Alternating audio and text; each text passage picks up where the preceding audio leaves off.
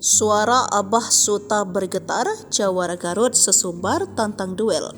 Cemas diapit anak buah Hercules, Iseng. Asep Alex atau Abah Suta alias Abah Garut akhirnya muncul setelah sesumbar menantang Rosario de Marcel alias Hercules. Abah Suta menjadi target pencarian anak buah Hercules usai menantang preman legendaris tersebut.